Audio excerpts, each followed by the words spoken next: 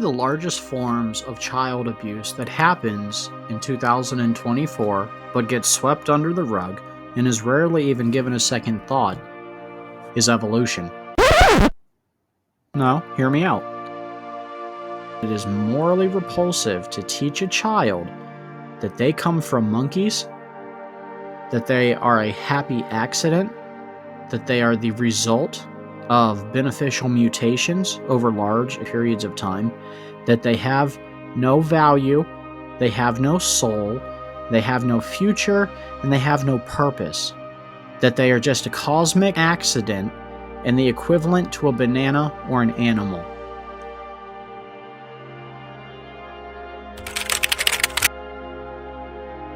You want to change people's worldview. There are two ways to look at this world. That's called your worldview. How do you view this world? Some people look at the world one way and some look at it another way. We'll talk about that in a minute. But the way you view the world determines how you will answer the four great questions of life. There are four fundamental questions that every single religion on planet Earth tries to answer. Who am I? Where did I come from? Why am I here? And where am I going when I die? The way you answer those questions is totally determined by your worldview. Some people look at the world and say, you know, it's amazing, the Big Bang made this from nothing. That's the humanist worldview based on the evolution theory. Other people look at the world and say, you know, there's incredible design. There must be a designer. That's the creationist worldview based on creation. And those two worldviews are at war with each other. I mean, somebody is wrong. And I enjoy showing them who they are. Well, if they are violating the law, what are my options? Just let them do it? Just like Adolf Hitler, you just let them do it? I mean, I would suspect, I don't know, I would suspect that all three, the judge, Schneider, and U.S. Attorney, are nervous that I'm going to go back and sue them again for all the stuff they did wrong.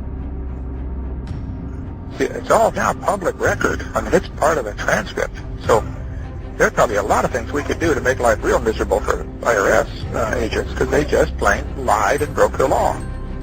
Every time there's a strong opposition, or every time there's a warrior for the YEC movement who steps up, they try to bust him back down.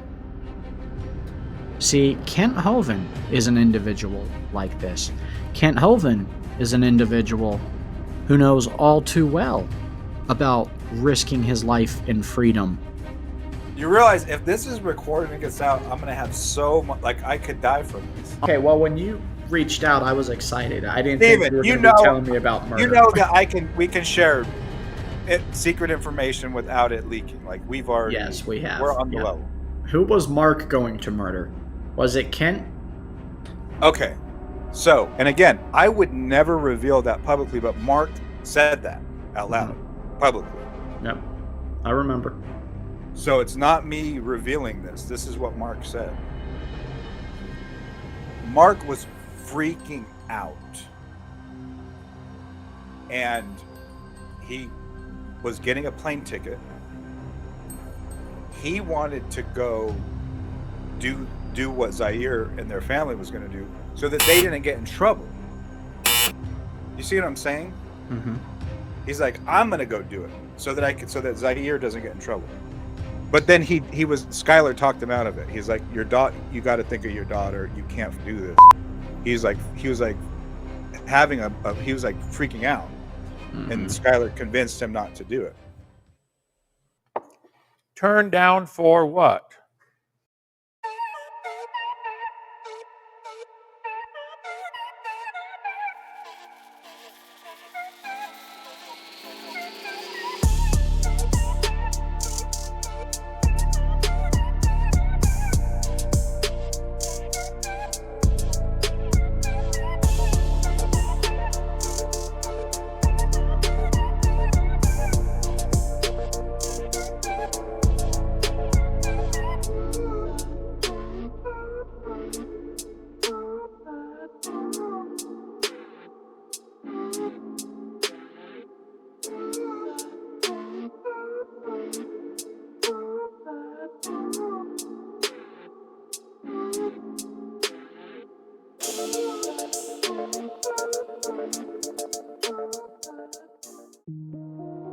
DVD number 5 was going to be the end-all to the lies we teach our children in the textbooks. And DVD number 5 is why they really needed to get rid of Dr. Kent Hovind. Enter Exhibit A, DVD number 5.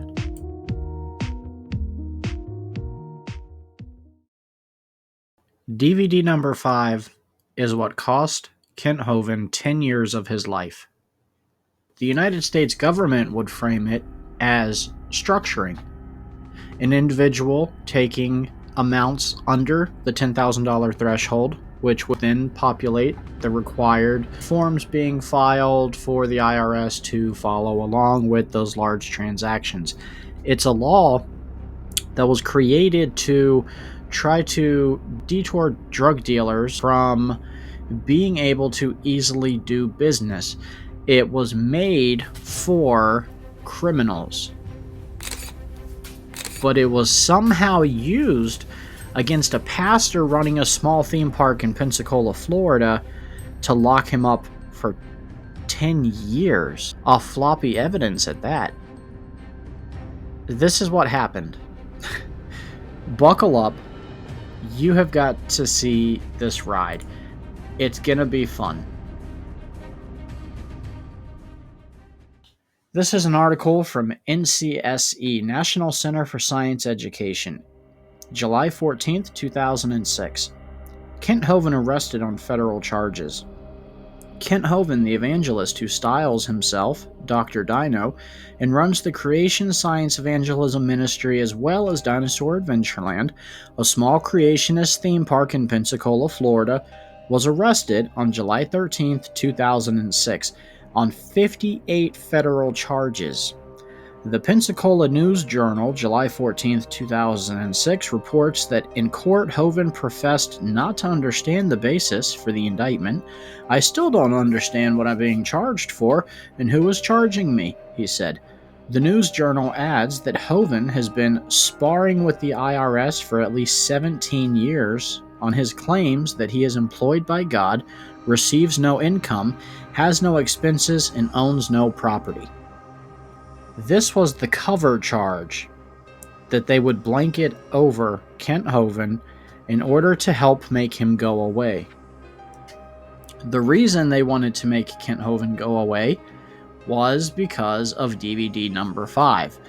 And as we go along in this episode further, we will show how DVD number 5 is referenced by SWAT teams that are searching Kent Hovind's residence when they arrest him and Mrs. Hovind, and even refuse her the right to get dressed before being dragged down for interrogation, something that's usually reserved for hardened drug dealers. How did Kent Hovind get on the radar? Well, there's multiple stories about how this could have happened, but the two most likely stories is that the IRS noticed Kent Hovind on a television station, Kent Hovind bragging about the way he structures his taxes, and the IRS happened to catch an episode of it, and they went to figure it out. The other story is that Kent Hovind was turned in by Rebecca Horton, Pensacola Christian College senior vice president. This was back in the 1990s. She somehow figured out about Kent Hovind's anti-tax stand, which is hilarious because he's never been openly against taxes. He's just against taxes that he doesn't owe. And she turned him in. This gets into a whole tangled mess with Glenn Stoll, who had his own issues with the IRS.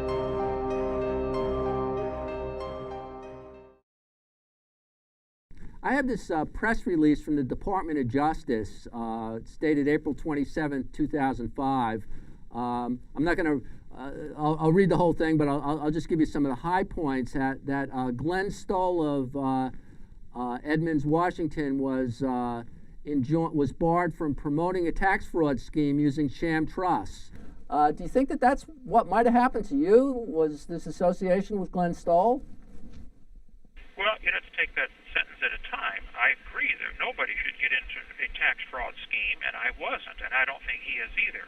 Read that first sentence very slowly and carefully. What is it? Sure.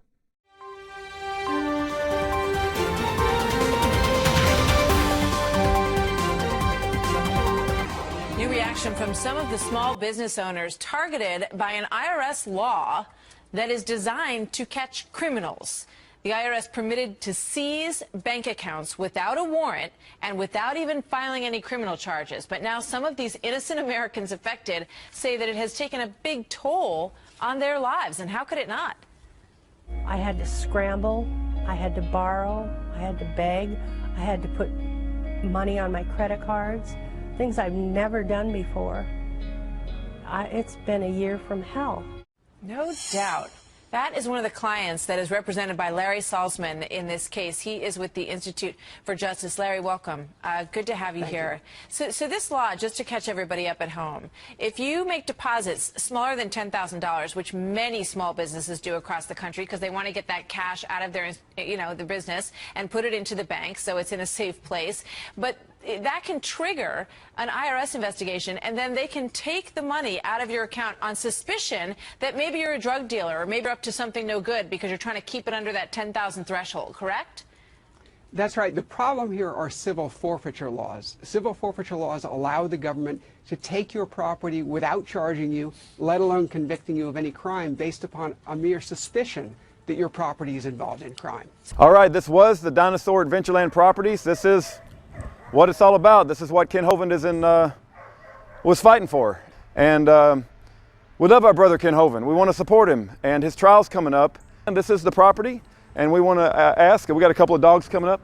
We want to say that, the government's getting very tyrannical, and we just want to have everybody do the right thing. We want to have everybody just do what's right.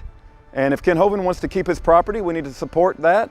There are some of us that believe that property was taken away illegally, and we want to support our brother. By strange coincidence, I'm sure, there's a plethora of strange happenstances surrounding the case concerning Kent Hovind and the IRS. Just to name a few, let's go down a list. The IRS SWAT team in 2006. Pastor Hovind and his wife were arrested at gunpoint and refused the right to get dressed. This is an abuse and a travesty against a pastor in the United States of America. This was one of the first falls of the United States Constitution concerning how religious leaders are treated in the United States. Pastor Hovind's wife served jail time too, a much lesser sentence, however, than Kent, as a warning to submit and take what was coming his way. What a terrible feeling of destitute, to know that you're being ramrodded by the United States government, and to also know that you have to sit there and take it. You have to sit there and watch your rights be violently stolen from you, or else, if you speak out against it, your wife could lose her freedom. Next up, U.S. Attorney Michelle M. Heldmeyer and Assistant U.S. Attorney John David Roy Atchison.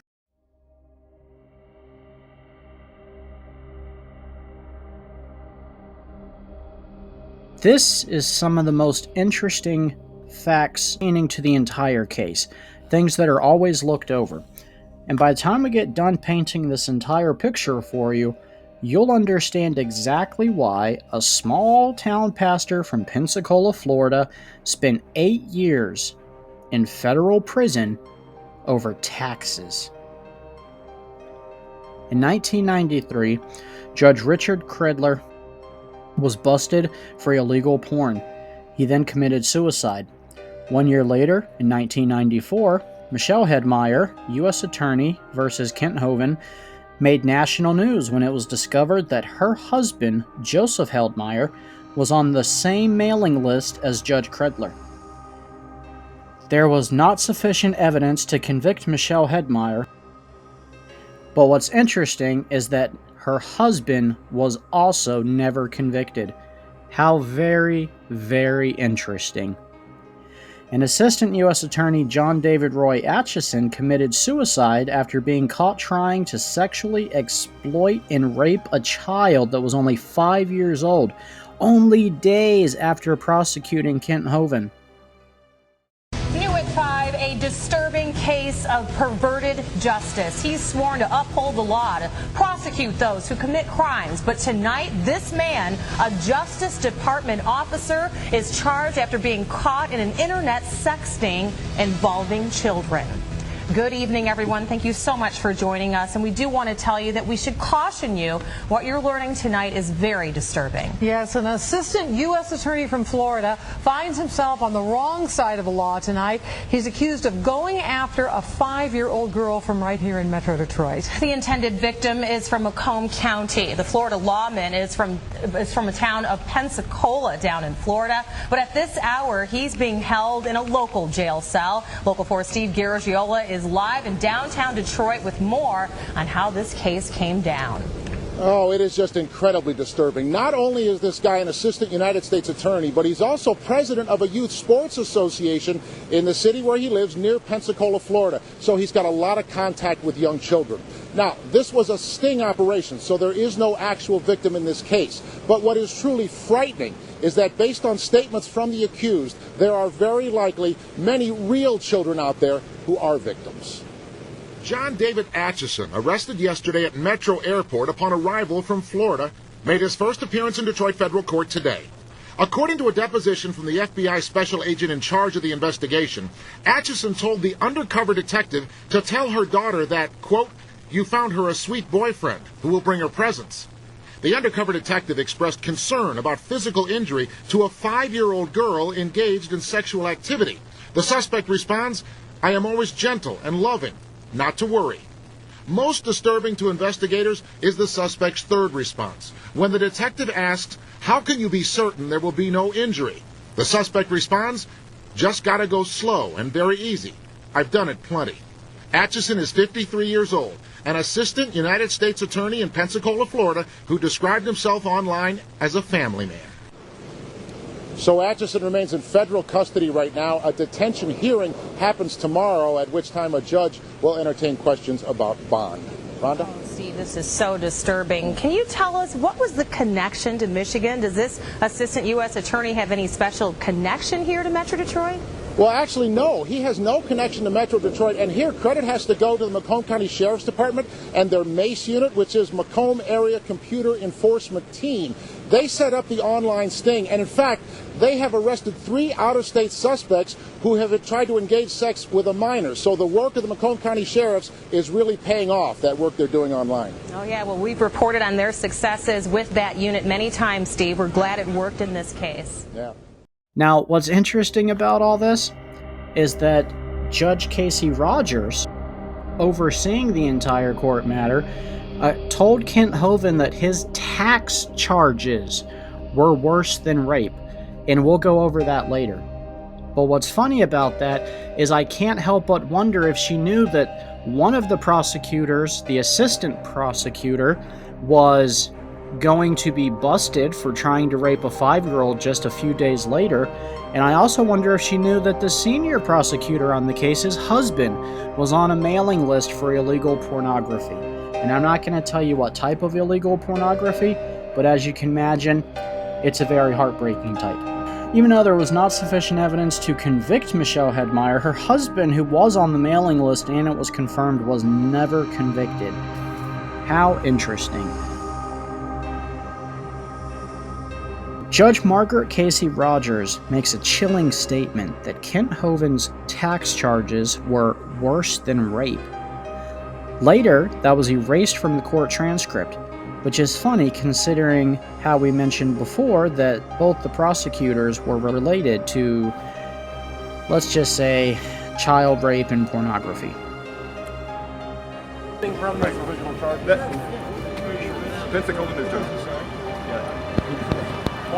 But his original charges should be overturned. The original case, Judge Margaret Casey. Yeah, but you realize the same judge was a judge in his first trial? And the same cheat sheet, the same prosecution, and this IRS. You ever read the book? What they did to Kent Hovind was worse than rape.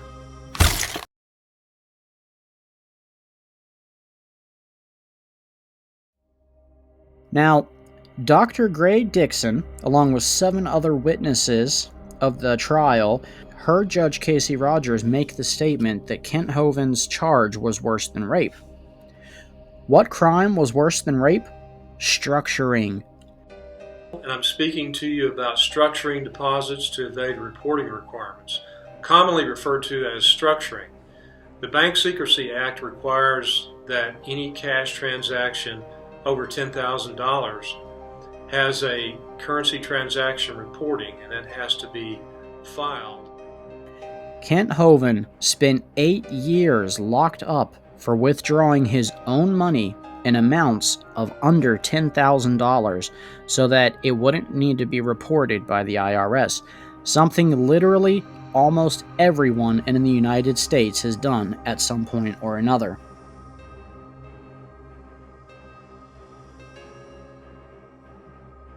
Now here's another interesting way they ramrodded Kent Hovind. To request an appeal, you have to have the court transcript. Kent Hovind had the official transcript withheld from him until the appeal was 4 months after the deadline. This is a national injustice. Kent Hovind was manipulated, he was shamed, he had all his rights as an American taken away from him, and Judge Casey Rogers still walks the streets as a free woman after violating an American citizen's constitutional rights. This is one of the biggest travesties in American history.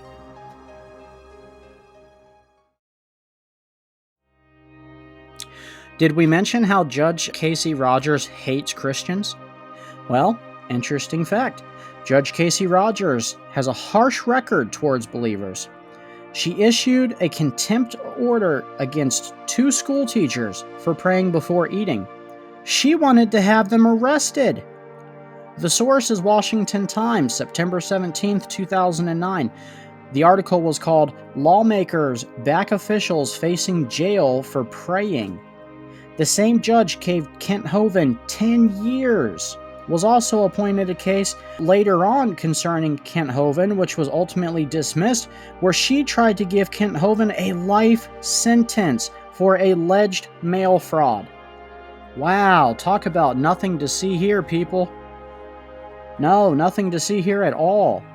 And this judge is still on the streets, persecuting believers to this day. This woman is being a menace to society, and we're giving her one of the most honored positions in the United States justice system. It's disgusting that Casey Rogers is still a judge.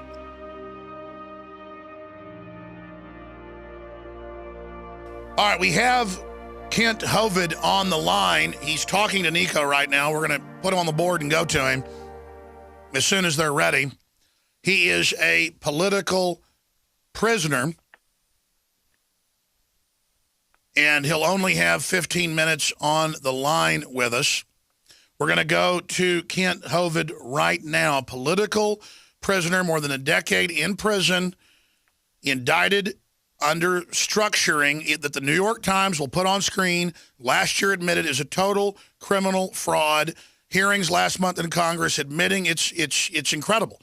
You simply take money out of your own bank account as cash, and they claim that you're trying to steal money and launder it, and then they put a preacher who reached over 1 billion people in 30-plus languages, exposing the myth of modern Darwinism as a socialist religion. And the left loves the fact he's in prison. They have all these shows about it, and now they're targeting Christians by the tens of thousands with the IRS. If we don't get past the fear and stand up against them, they're going to come for everybody. Mr. Hovind, you're a hero for the First Amendment, and you're a hero for alternative history, and it's not illegal to do that, but evidently in your case it is. You're a political prisoner. We know we've only got about 12 minutes left with you, so you've got the floor. Well, thank you so much, sir. It's an honor. I've loved your program for years. Yes, I certainly feel like a POW, prisoner of war. In case folks haven't followed it, there's a whole lot of tons of information on 2Peter3.com. Just the number 2, the word Peter, and the number 3 for 2 Peter 3 in the Bible.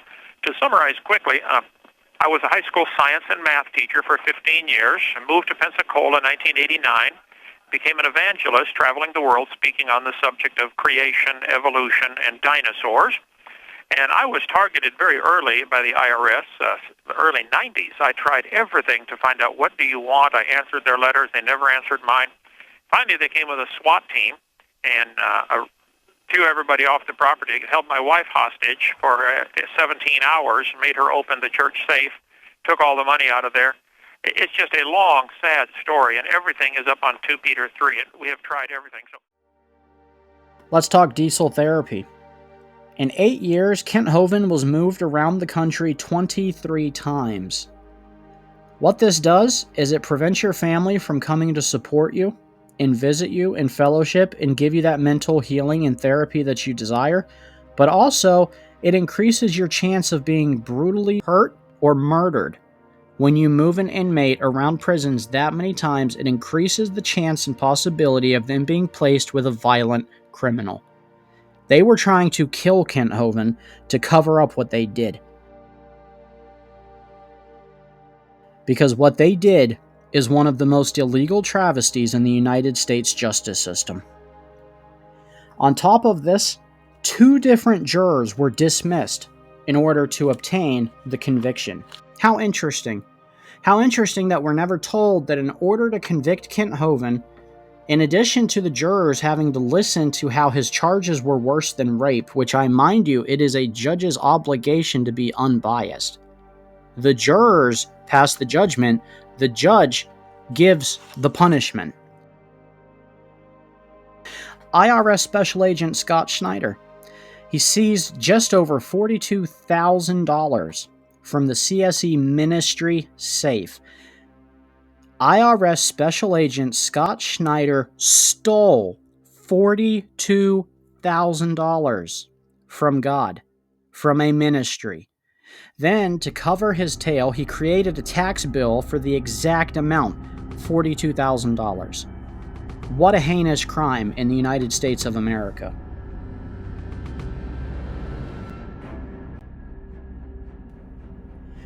In addition to all this, there was an internet petition with over 19,000 signatures to free Kent Hovind.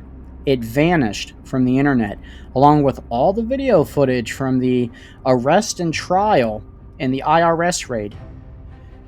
If you do an internet search, you will find link after link after link where the IRS was admitting blame and it was taken and scrubbed off the internet. Almost every video you find from the time Kent Hovind was arrested and raided by the IRS has been completely scrubbed off the internet. Very funny. Super suspicious, in my opinion. In my very humble opinion. Why do you scrub the internet of all the video? Maybe because you know what you did was highly illegal, highly immoral, and one day you'll have to answer for it if you don't cover your tracks and hide all your evidence. The people who have things scrubbed off the internet and have petitions taken down are people with something to hide. And it's time that we, the people of the United States, stand together and make sure that no pastor or religious leader in the United States is ever ramroded by the government like this ever again. In addition to this, it's important that every believer throughout the United States starts contacting their congressmen and has this case looked into, has Kent Hovind's charges overturned, and completely pays restitution to give Kent Hovind back something for the 8 years that they stole from him. They also owe his wife restitution for the time they stole from her life. This act that happened is disgusting, and it's on par with the type of things that happened in communist Russia, where Judge Casey Rogers is no better than a communist Russian. All right, so let me start drawing together some loose ends for you. You want to know if Kent Hovind didn't really go to prison for his tax structuring, then what did Kent Hovind go to prison for? Well, as I mentioned at the beginning, it's DVD number 5. Well, what's wrong with DVD number 5? DVD number 5 is absolutely a masterpiece among Kent Hovind material. Bear in mind, at one point in time, Kent Hovind was among the 10 most famous Christians in the world, and his curriculum was used in homeschooling communities. He was so admired. DVD number 5 touched on taxes. It touched on the dangers of evolution, how teaching children that they're animals leads to things like school deletions, mass school deletions, and in addition to that, it taught how racist of a theory evolution and Darwinism is, and how people like Hitler used it to eliminate Jewish peoples. DVD number 5 went into great detail about how most great tragedies throughout time have been the result or the outcome of teachings from evolution.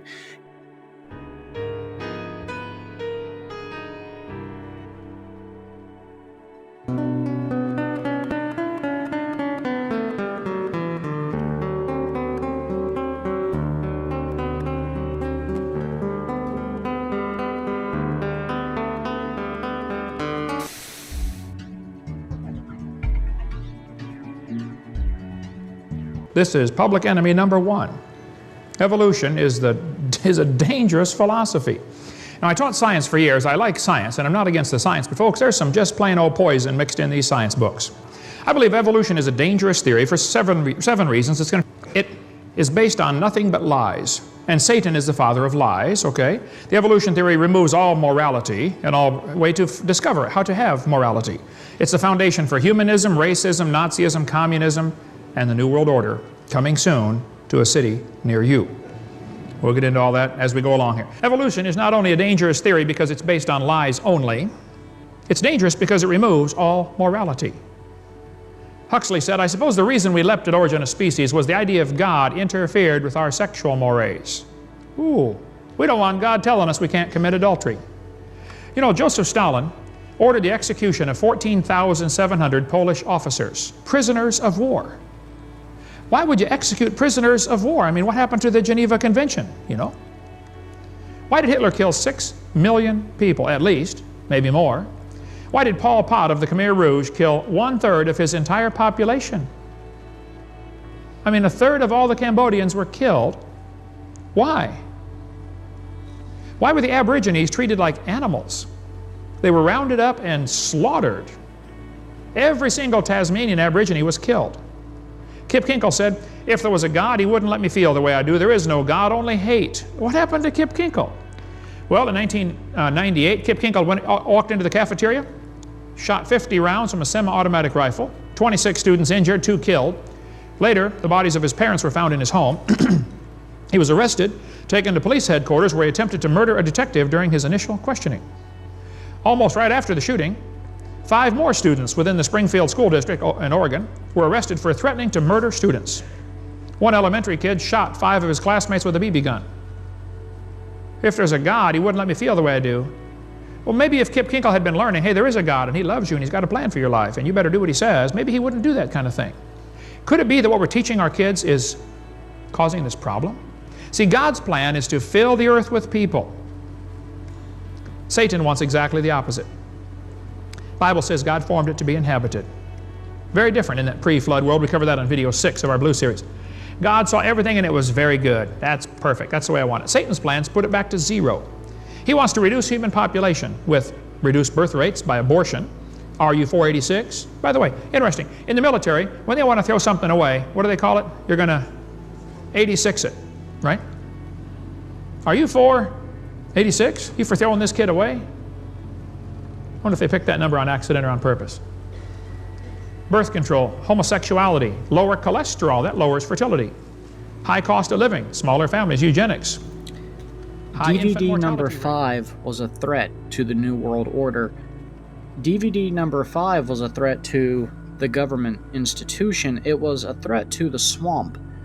DVD number 5 exposed government corruption. It exposed it in a legislative level. It exposed government corruption to the judicial branch. It advised Americans to repossess, to take back the rights that had been handed to them by the Founding Fathers, rights that newer generations of Americans had forgot that we had altogether.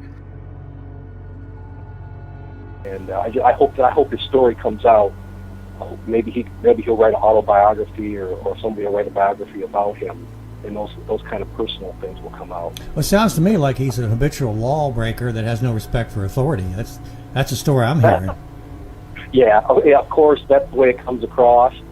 And because he's, when you understand our Constitution the way that Kent does, and he does, yes. He does. And we've had very few people, because they don't teach it in our schools, unfortunately, anymore. They haven't for 40 years.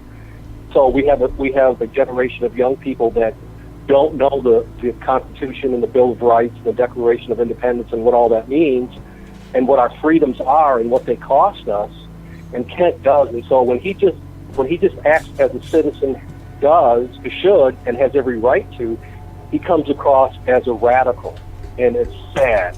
It shows you where our country is today. Well, let's do this story then, because in this one, it is, in fact, about the money. Show me the video if you can, Dan. These are two elected officials in Pennsylvania. They're pleading guilty, get this, to taking kickbacks in exchange for throwing teenagers in jail. How's it work?